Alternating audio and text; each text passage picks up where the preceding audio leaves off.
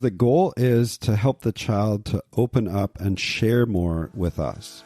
We want to build bridges of connection, not create walls. And coaching conversations not only help your kids make better choices, but they also grow authentic connection in your relationship with them as well. Welcome to the Blended Family Coaching Show, where you'll discover how to move your step family from just surviving to truly thriving. Grab your headphones and listen in as we share practical, real-life strategies for building healthy bonds. Understanding the kids' perspective, Romance and partnership, parenting with great teamwork. and yes, even co-parenting with a difficult ex. We're Mike and Kim Anderson, and we believe with the right tools, every step couple can overcome the common challenges of step family life. Join us for authentic and sometimes comical conversations to discover how you can lead your family with confidence and create the future you really want. Well, hey there, welcome, and thanks for joining us here on the Blended Family Coaching Show. And we want to say thanks for all the ways that you continue to support us, especially through the ratings and the reviews that you're leaving on Spotify and Apple Podcasts. Yeah. You know, many of you have just discovered that Spotify accepts star ratings for podcasts now. It's kind of a brand new thing. So if you haven't rated the show yet and you're listening over there, please do go in and just give us a star rating. And for those of you over on Apple Podcasts, we continue to see the ratings and the reviews grow, and we're so thankful for your feedback.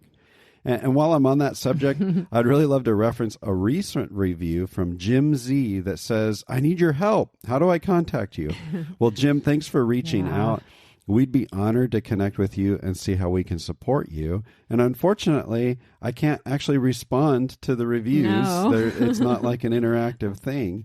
But you can go straight over to the show notes of any of our recent episodes, scroll down a little bit, and look for the heading that asks the question, "Ready for some extra support?"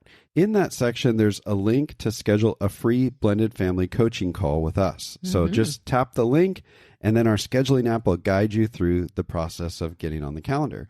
So we'll look forward to connecting with you soon, Jim. And for anyone else who'd like to connect with us for some support, you can find that link and do that as well. So thanks again to each of you who are encouraging us with your feedback through the ratings and reviews. And if you haven't offered your feedback yet, just take a moment now to do that on whatever app you're listening to that offers that option.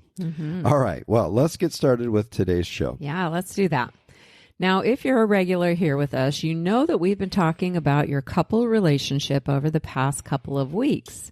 We focused on a few things that can hijack your romantic connection and create disconnection for you as a couple. Last week, we identified a few Achilles heels for blended family couples, That's right. which can leave our relationship vulnerable. And one topic that tends to be a big Achilles heel for step couples is the complexities of parenting. Oh, yeah. We can run into challenges there. And that was certainly a big challenge for us over the years. The complexities of parenting in a blended family can be tough on your relationship. Often you've got differing expectations, different ideas about discipline, correction, and boundaries, and those differences can be hard to reconcile. For sure. And your current parenting experience is influenced by the past, too. Bio parents have established parenting patterns with their kids. They're used to parenting a certain way. And step parents come into that pre-existing dynamic, and they usually notice a few things that they believe need to change in the habits, the attitudes, and the behaviors of their stepkids. Oh, yeah. We hear that all the time. We do. Yeah. And if you both brought kids into your blend, parenting becomes even more complicated. Oh, for sure. You know, and all that complexity tends to set blended family couples up for disagreements and stressful situations, both big and small. And it's, you know, tough on our marriage because of all the frustration and the disagreement, even sometimes hostility around our individual interpretations of the kids' behaviors and the parenting decisions that really need to be made. Yeah, there's a lot. Absolutely. You know, you and I struggle with this countless times over the years. In fact, the very first fight we ever had before we were ever married or even living under the same roof was all about my observations of your parenting of your daughter, Annika. Oh, yeah. I think that one was around her bedtime. Okay. You made a little bit of a negative comment about the fact that Annika didn't have a set and structured bedtime. Maybe we'll call it an observation. Yes. Yep. And you didn't like how I just kind of let Annika go to bed whenever she wanted. Of course. And, that's just kind of a tenuous, stressful conversation when things like that pop up. And lots of stressful parenting conversations popped up over the subsequent 10 years. And then that finally led to our biggest fight ever during our family's disastrous camping trip, where I got so angry that we ended up leaving early. We didn't speak to each other for 3 days, right? So our first fight and our biggest fight at that camping trip were both all around this whole thing around parenting. Yeah, and that big one was all about setting expectations for Annika's phone usage. Oh, yeah. And the agreements you and I had made prior to the trip. We were trying to get it right. Trying to, yeah. Yeah, but then things changed and I decided not to follow through. But I didn't talk to you about it first. Yeah, that's right. And so we got stuck. Yep. I was that trapped teammate. You were the stranded stranger. Yeah. And that really impacted our relationship and our trip. For sure. Now, at that point, we were actually getting better about partnering in our parenting of Annika. But even after 10 years of marriage, Annika was about 15 at the time. This area of parenting still derailed us and created disconnection and major conflict between us. This was an Achilles heel, and it took a long time for us to strengthen and learn and grow. And of course, all of that was a real buzzkill when it came to our romantic relationship. Would you agree, honey? Well, you think? Yeah. I mean, it's virtually impossible to build your romance while you're in conflict about parenting issues. For sure. So we want to talk about parenting today because parenting is a very big topic and it has the potential to take us out. It can be an Achilles heel that leaves us fatally vulnerable in our relationship. That's right. And that's why we talk about parenting so often here on the show. In fact, this is actually our 40th episode on the topic of parenting. Wow. And the aspect of parenting that we want to focus on today is all about considering the developmental stages of our parenting. Okay, so we all know our kids go through developmental stages, but we want to talk about our developmental stages as a parent and how we need to transition our parenting approach as our kids grow and mature. And we got to figure out how to do that as a team. Yeah. We want to experience partnership together when it comes to this whole parenting thing. Yeah. And honestly, figuring some of these things out together really helped pave the way for a healthy romantic connection for us as well. That's always good. Right, because we slowly became more connected as we learned to make pivotal transitions in our parenting approach as our kids matured and developed. Yep. We were able to get intentional about our parenting approach and our parenting method. Now, there's a lot to all of this. So for today, we're going to focus on the most challenging stage of development, adolescents and teens. Oh, boy. You guessed it. Yeah. But you know what? If you've got younger kids or adult children, don't tune us out. The focus today will help you to either prepare for what's ahead, which is so important, or it can help you to make a few adjustments if you're struggling to set appropriate boundaries with young adult kids. We've got some valuable insights for every parent and step-parent, so stick with us. For sure. You know, a decade ago, so when Annika was 16, I was invited to take her to a parent-child camp called JH Ranch down in California. And there's a whole story behind that. But in a nutshell, I asked her to go and she agreed, right? It was really a pivotal point for us as stepdad and stepdaughter. Our time together was amazing. But during our week there, each afternoon leading up to dinner time, they'd take the kids and they'd go talk about some teen stuff with their leaders.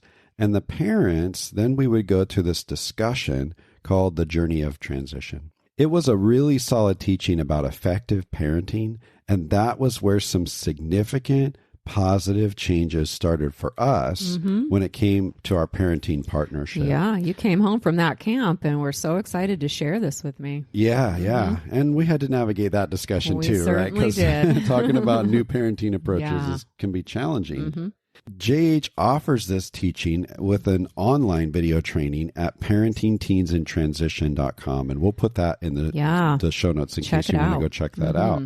Well, at the core of their parenting discussion is something we've worked really hard at putting into practice over the last decade or so, called the 4 C's of parenting. And we're going to briefly examine those 4 C's, and then we're going to hone in on one of the 4. We're going to tie it to the challenges of blended family parenting. Okay? Does that sound good? Yeah. Let's do it. Okay. So the 4 C's are tied to the developmental stages of our kids and that they go through as they grow up. But more importantly, they point out the importance of us as parents adjusting our parenting approach to best fit each of their stages of maturity, right? We've got to move along with them. So important. So we might all think that it's obvious that we can't parent a 6-year-old in the same way that we parent a 16-year-old. But if we're really honest with ourselves, many of us don't do a really great job of growing our parenting along with our growing child, right? We can easily stay stuck in one simple parenting approach. So we need to talk about this, okay? So let's just briefly go through the 4 C's and then we'll dive a little deeper. So the first C is the caretaker stage. This is when kids are 0 to 5 and we are their caretakers. They're fully dependent on parents. We got to change diapers and feed them. They need just about everything done for them. Okay.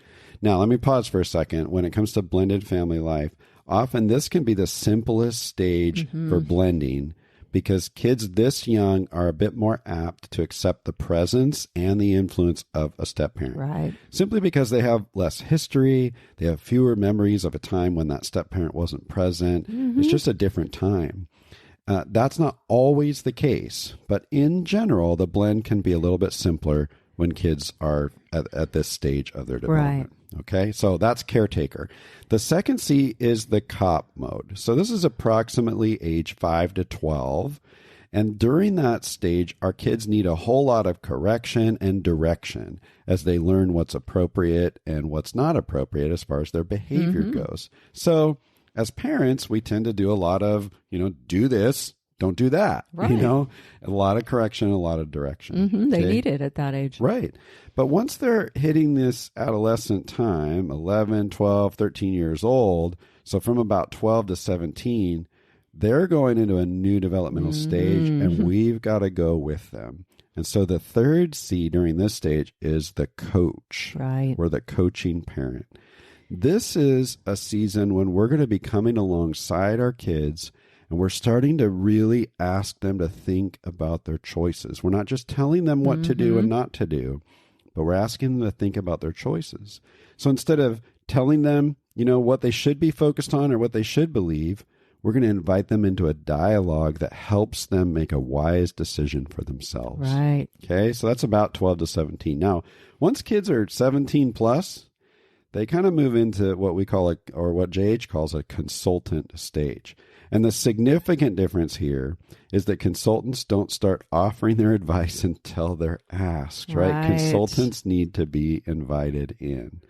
Okay, so those are the 4 C's. And there's some unique challenges that come with applying all this to parenting in a blended family. We've got to face some tough realities in all this when we're trying to blend. Absolutely. And one tough reality is specifically for step parents. If you enter a child's life when they're anywhere between 5 and 17, you're actually better off to start out as a consultant in your parenting approach with your stepchild. Wait. What? The consultant's the final stage, like when the kids are adults. So you're saying step parents should treat a 7-year-old like an adult? Well, that's not quite what I'm saying. Okay, all right. We talk about step-parents' rule of thumb, especially early on. And here it is. It's from expert Patricia Paper now. And she says the rule of thumb is to stay focused on connection, not correction as a step parent, especially in the beginning of your blend. Okay. So even though a bio parent is focused on moving through the 4 C's from caretaker to cop to coach and then consultant with their kids, in most cases, it's best for a step parent to work on moving backward in the progression. Okay. So you're starting as a consultant. As you build your connection and trust with your stepchild, your hope is to move from consultant to coach. Okay. But in reality, it may never be appropriate for a step parent to play the role of a cop. Oh, yeah. Even if the child is still in that stage of their development. Right. Focus on connection. And this is really a tough reality because for most step parents, when they enter into their blended family dynamic, it doesn't take them long before they start to identify, there are some behavioral changes that I'd like to see in my stepkids. Oh, yeah. Didn't take me long. Right. I remember that. Yep. Unfortunately, at that point, many step parents jump right into cop mode, and that ends up backfiring. It often leads to pushback and disconnection rather than respect and connection with their stepkids. And it's not just the stepkids. It can create some pushback, protectiveness, and disconnection with your spouse too, right? Absolutely. That's what we're talking about. It rips down that romantic relationship, right? I definitely made that easy wrong turn with Annika. Even though she was pretty young, she was kind of right on that cusp, right? She was 5 when we got married. And I sometimes overstepped my role as step parent, and I focused on correction instead of connection. Oh, yes, you did. And early on, honey, you were kind of a permissive parent and hadn't really used your parental authority much with Annika. You hadn't yet transitioned to the cop mode of parenting, even though she really needed correction and direction. So I was pretty frustrated with that because it seemed like you were catering to her every whim. And in my frustration, I got pretty demanding toward you, especially. I wanted you to step up and be the cop. Right. And it's not that I wanted you to be militant or mean or whatever. I just felt like Annika was running the show and she needed you to be more direct in your parenting. So there were times when I jumped in and I was the one who was direct, but my relationship with Annika took a hit because of it. And that's often true for step-parents who leap into cop mode. Right. It can be detrimental and might even sabotage the relationship with the stepchild, even if they're still in that kind of 5 to 12-year-old range, and especially if they're older than 12 and in the midst of everything adolescent and teen years throws at them. Right. So that's kind of reinforcing what you said earlier. Maybe we start as consultant, and as we gain trust, as we gain a little bit of influence, then we can move back toward the coach mode. Right, exactly. And, it can also be detrimental when a bio parent, for whatever reason, hasn't transitioned to a new parenting approach as their kids develop. So like you just described, honey, for us, for a long time, I was not executing my authority as cop. And Annika's poor behavior reflected that. Sure. What I really needed to do is use my natural parental authority to set expectations and hold clear boundaries with her. I was still approaching my parenting more from that caretaker mode, right? Yeah. I often thought of it as meeting Annika's needs, but really it was often reacting to her whims rather than holding her appropriately accountable for her age and maturity level. Yeah. On the other hand, it's also detrimental when a bio parent stays stuck in cop mode after their child has developmentally moved into adolescence and teen years. And in our experience, this was the most difficult transition to make. Right. And honestly, it was another tough reality. Moving from cop to coach is challenging, especially for parenting partners in a blended family dynamic. Absolutely. So what's the point of all this? Well, first, it's important for us to understand what stage of development each of our kids is currently in, And then honestly examine our parenting approach at each stage of raising our kids, So we've got to look at them, and we'll talk about this in a minute, but we've got to look at them as individual kids, not groups of kids. Right? And secondly, we found that, like Kim just said, one of the hardest transitions to make in all of this as a parent is moving from cop to coach. And that's where we want to focus today. How to make that transition and then stay focused on coaching in your parenting throughout that stage of development. Right. Now, for step parents, as we mentioned, it's critical for you to examine where you are in your relational development with the stepchild and work with your spouse to decide the approach that you're going to focus on the most. Patiently waiting to be invited in as a consultant could be where you're at right now. Right. But maybe you decide that there is enough connection and trust between your step-parent, stepchild relationship where you might be able to enter into some coaching as well. Yeah, you were able to do a lot of that later on. I was later on, but it took a while. It took a while.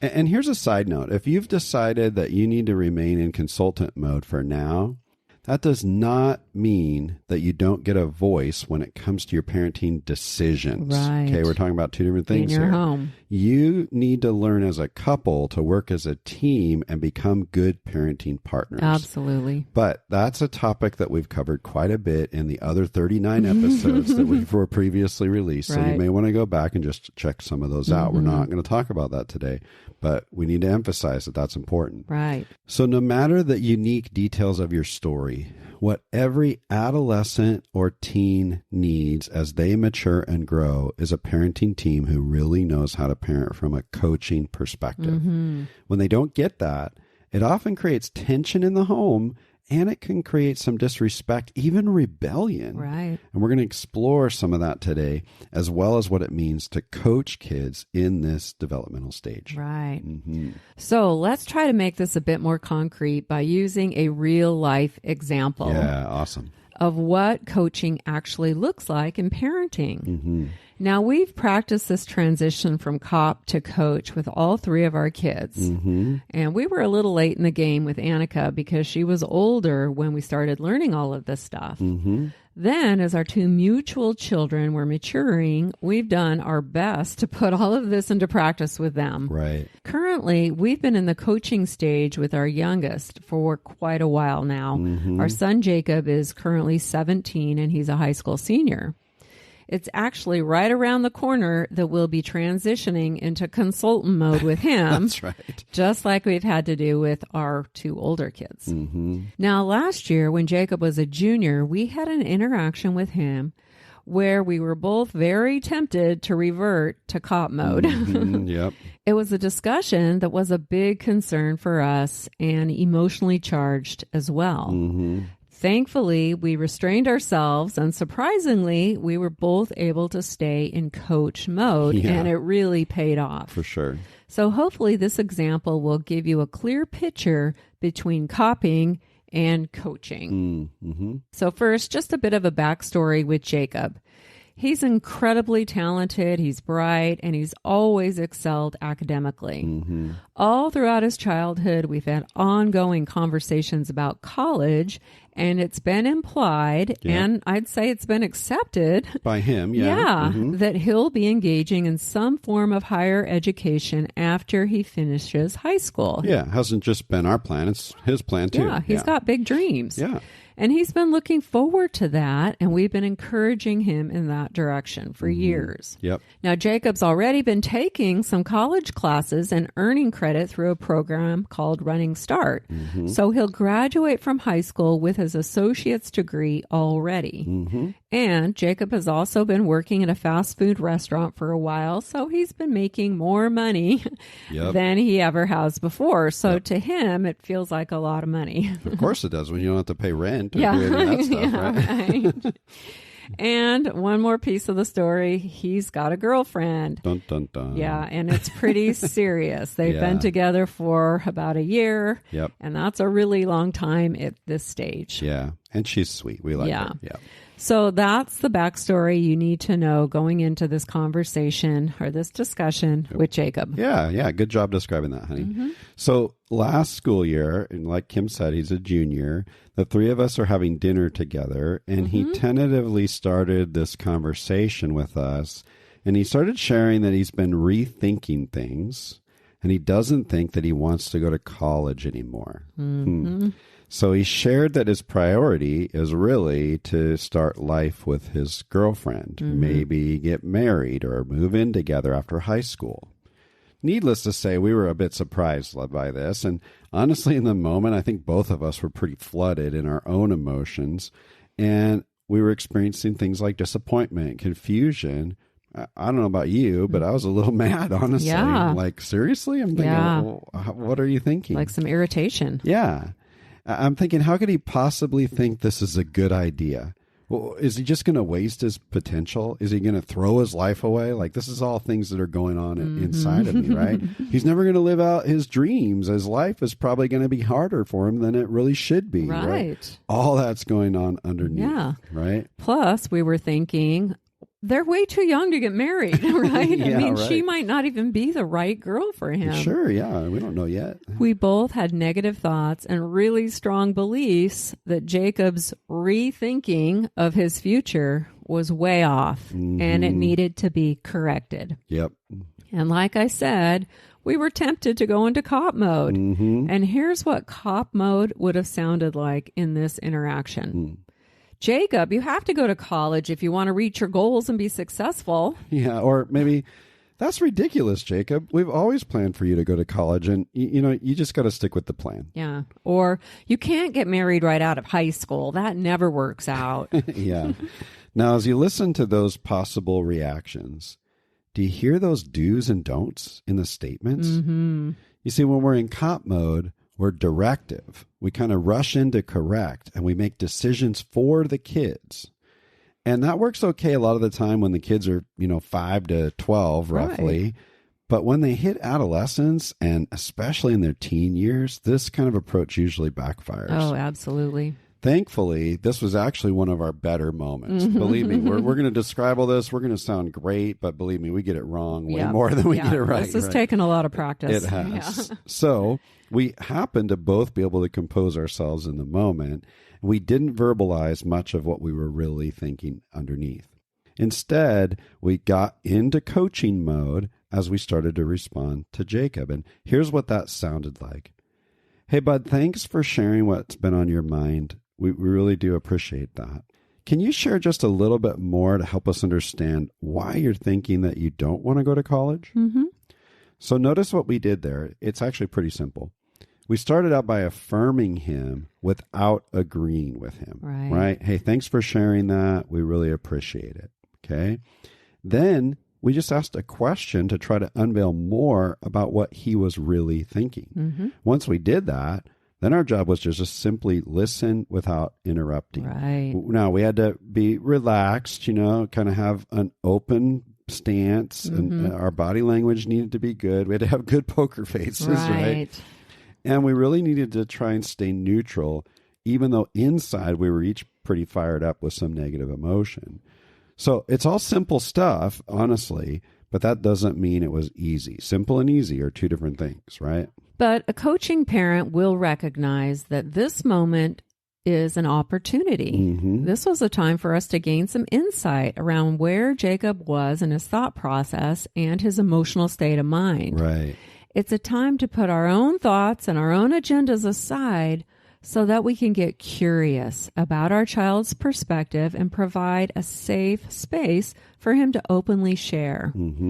As we stayed silent and we did our best to remain neutral, Jacob shared some things from his own perspective that we needed to understand. Right. First, he shared that he and his girlfriend really want to be out on their own and in their own place. That was important to him. Then he shared that he believed he could make good money working full-time at his fast food job to support them. And since he'll be graduating from high school with his associate's degree, he would be able to find an even better job and make more money down the road because of that degree. And that was basically what he shared. Yep. He was emotionally connected to his girlfriend. He wanted to be with her and provide for her, and he believed that they'd be able to manage life well just by sticking with the associate's degree from the Running Start program. Mm-hmm. It was simple in his mind, right? That was his thought process. Yeah. Now, this was pertinent information for us because as coaches, our job is to meet Jacob where he's at. Mm-hmm. And we'll talk more later about why that's so critical in this developmental stage. That's right. So after hearing Jacob out and gaining some valuable insight while he shared these perspectives that he had, we just got the opportunity to start asking him some questions that could help him expand his perspective a bit. Mm-hmm. We didn't push our way in or tell him what he should be thinking. We simply asked him to think about a few things, and that's the critical thing for coaches. Yeah. We got to become really good at asking questions. Yes. So here are some of the questions that we asked. We understand why you want to experience independence. That's natural, Jacob. And we're wondering if you had a chance to look at how much your living expenses might be, things like rent or utilities or food, right? We didn't tell him, do you know how expensive things are? We just said, have you had a chance to look into that? Yeah, we didn't say, you have no idea how expensive it is. Yeah, exactly. That's what I was thinking, though. And, you know, these are all things that Jacob has never had to pay for himself. So he pretty quickly realized that he really didn't know how much it was going to cost them to live on their own. Mm-hmm. And we just simply responded with, well, it might be wise to check into that so you're aware of the kind of money you need to make. Right. He pretty quickly agreed with that. He right? did, yeah. And then we just kept going. Here's what it sounded like. Jacob, it's really great that you'll have earned your associate's degree when you graduate. You've worked really hard for that, and we're proud of you. We're wondering what kind of research you've done to see what jobs require an associate's degree and what are the differences in those specific salaries for an associate's degree versus a bachelor's degree. Mm-hmm. Or the difference between minimum wage, which you're currently making, and other jobs that might require an AA. And to that, he was like, no, I really don't know the difference. So he was just assuming that an AA would put him at an advantage. Mm-hmm. And so we were able to encourage him to look into that just to be sure that he was making decisions on facts rather than on assumptions. Mm-hmm. Now, look, anybody listening, you and I know that in our world today, an AA doesn't get you very far when it comes to trying to get a salary increase. It's basically the prereqs for a Yeah, exactly. So we knew that, but we didn't say, hey, Jacob, guess what? You know, that AA isn't really going to help you from a salary aspect. We just asked him to do a little bit of research. We wanted him to discover it. We also asked a few other questions around his relationship with his girlfriend, and we were very careful in how we approached that sensitive topic, and we patiently listened to how he would respond. Mm-hmm. We asked questions like, hey, tell us more about this urgency you feel to live with your girlfriend. And we even asked what kind of research he had done about young relationships and what it takes to be successful in the long term. Now, we know that Jacob is a very loyal person by nature. We know he thinks long term, and so we knew those kinds of things were important to him. Mm-hmm. And this part of the conversation actually went pretty well, too. We were able to stay in coaching mode and help him consider some important relational concepts without just telling him that he was wrong for wanting what he wanted or telling him that he should or shouldn't do, you know, whatever when it came to what he was going to do after graduation. We also asked Jacob's permission to share some of our own personal stories and some of the mistakes we'd made in the past when we kind of just drifted into relational decisions without really thinking things through. Yeah. And we expressed the regret that we felt later and the heartache we had to experience. Mm-hmm. Now, most kids really connect with personal story, and it's a good way to get important concepts across without telling them what they should and shouldn't do. Right. And most importantly, like we said, we asked permission to share those stories. Mm-hmm. We didn't just push our way in. Right. Now, brain science reveals why this is so important, and you can do the research on your own. But the reality is that when we ask permission to share with others before we just launch into our stories or our opinions, when they grant that permission, it opens up a receptive part of the brain that helps them to genuinely take in what you're sharing. Mm-hmm. When we fail to ask permission, the likelihood of triggering defensiveness increases exponentially. That's right. So Jacob gave us permission to share after we asked for it, and then he listened to our stories and even engaged a little deeper into the conversation. Yeah, and I love that you share that because it's so simple.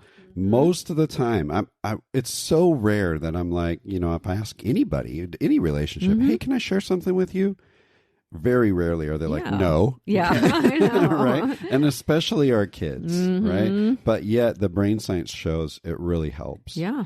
Now, we also asked questions to help Jacob think about the dreams that he had for his future and what would a fulfilling career look like for him.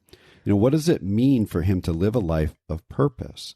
And how might he utilize his natural abilities through a career path and be able to do those things that he really enjoys doing, those things that he feels called to? We asked him to consider how he might feel if he were to give up on those dreams.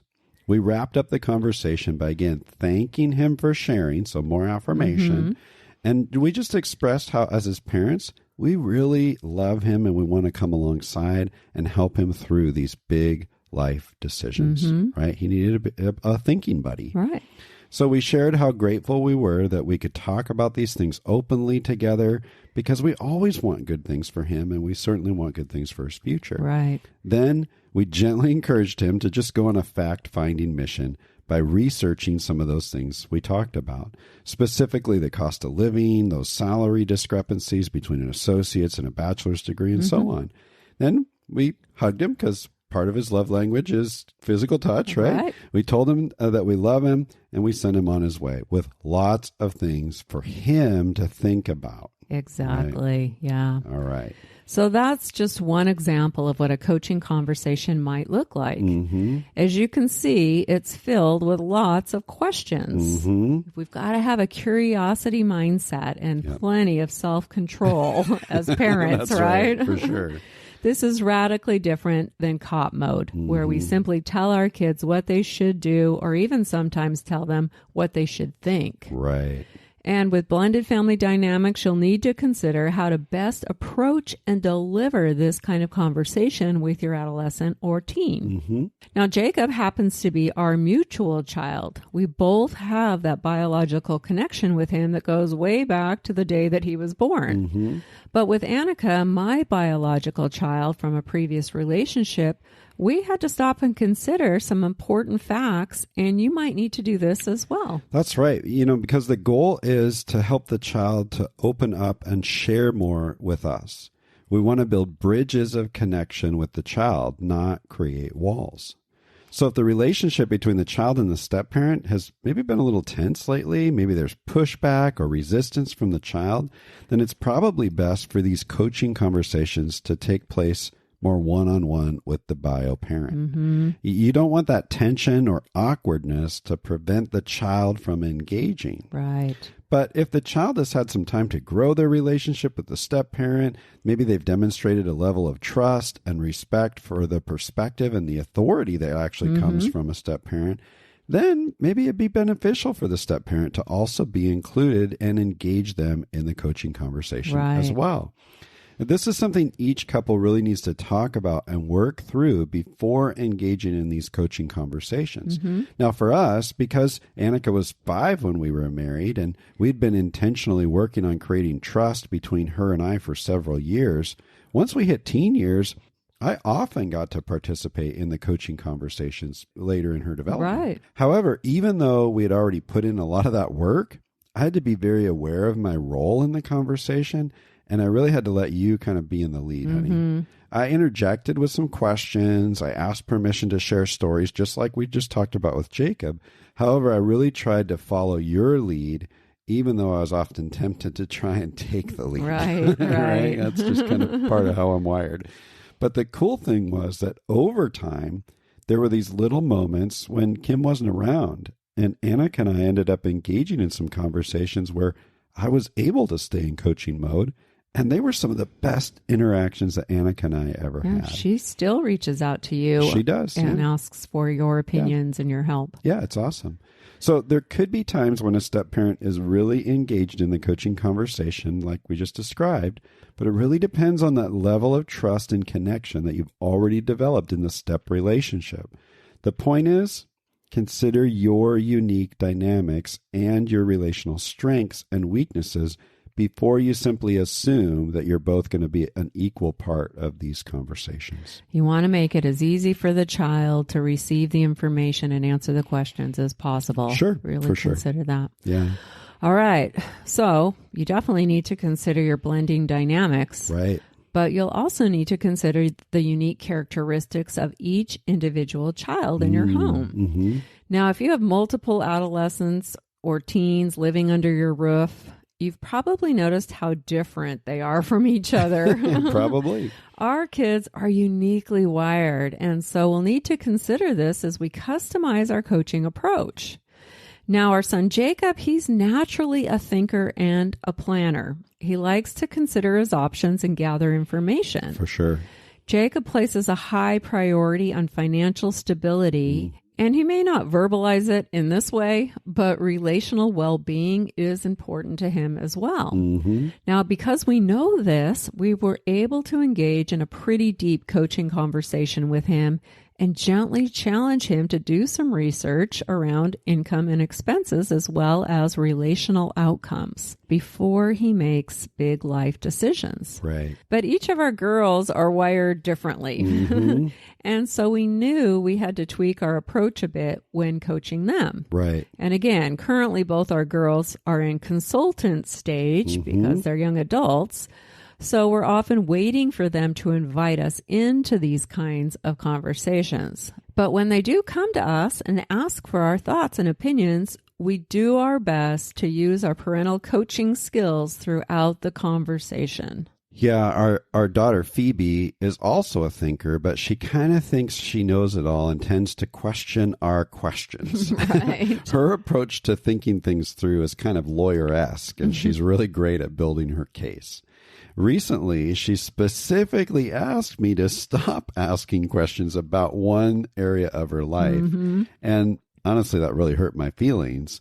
But I'm actually thankful that we've got the kind of relationship where she feels safe to really be honest with me, right? She was like, Dad, I know you're coaching me and I don't need you to be my coach in this moment. I'm like, okay, cool. So Phoebe values independence. She values personal success. She likes to come to her own conclusions in her own way. And she has a high level of confidence in her own ability to make good choices. She's been that way since she was little. Yeah, like she was like 4 and she thought she knew everything about the world.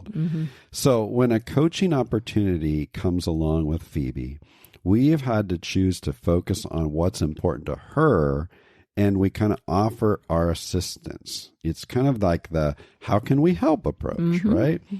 Acts of service is one of Phoebe's primary love languages. So when we're able to position ourselves as partnering with her, even if we don't fully agree with her decision, she's more apt to listen to us later.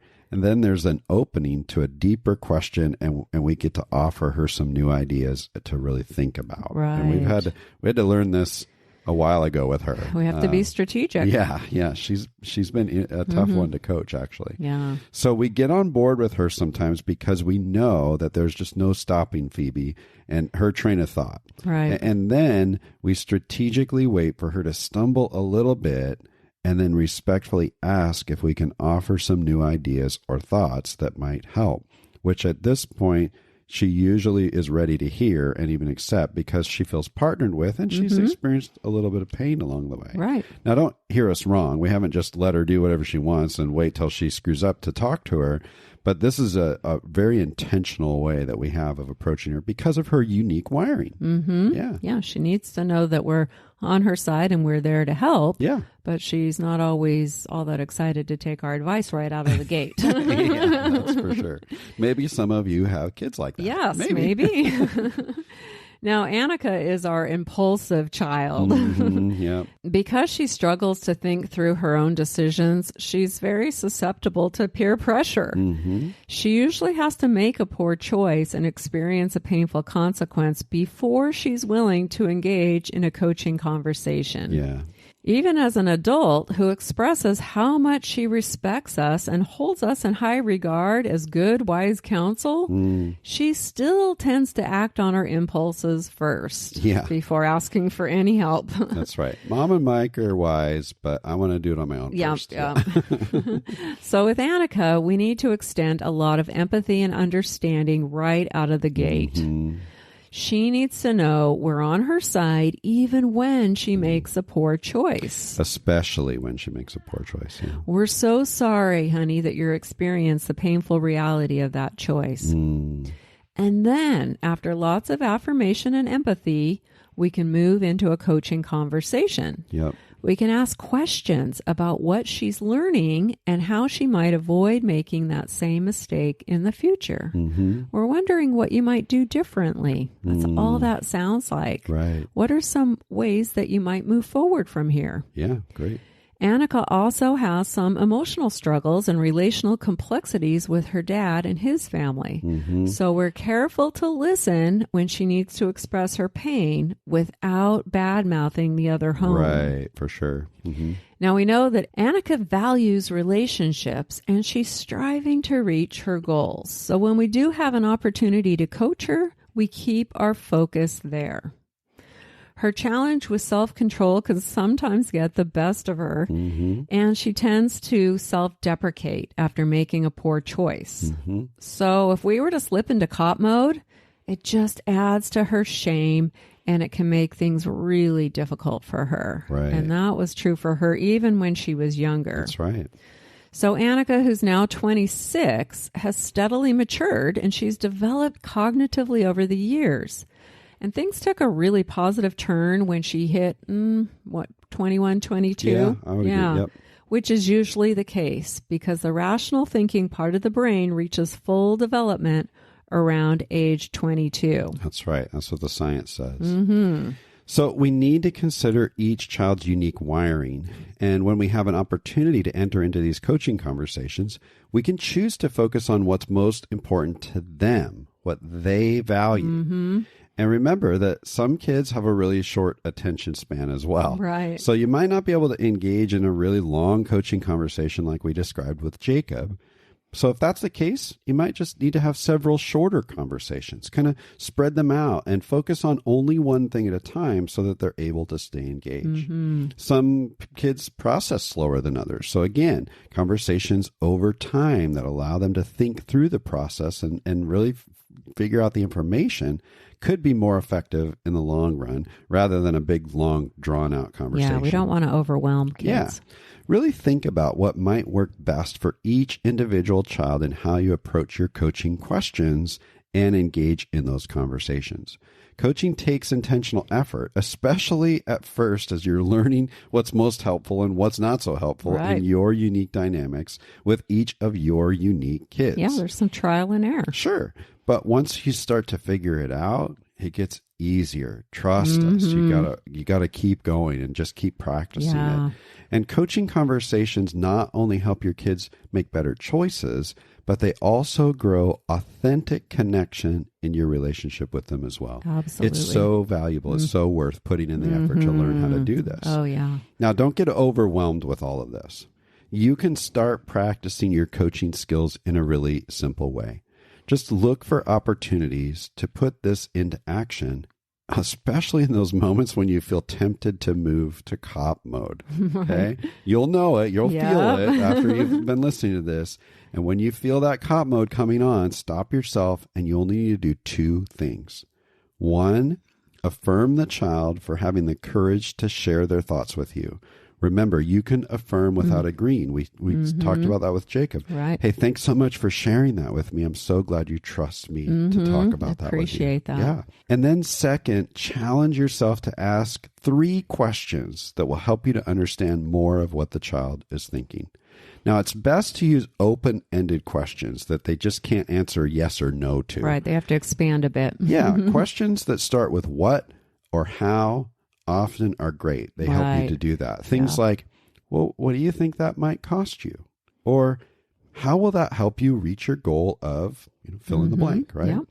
A friend of mine, Mark Warren, says, knowledge changes your thinking, Practice changes your life. Okay. So you might have learned a lot, gained some knowledge today as you've been listening to us so far, but really practice is what's going to make the difference. So just practice those two things as you focus on coaching with your adolescent or teen over the next several weeks. Yeah. Okay. We've given you a lot to think about today and might just challenge you to start practicing this idea of coaching and moving out of cop mode.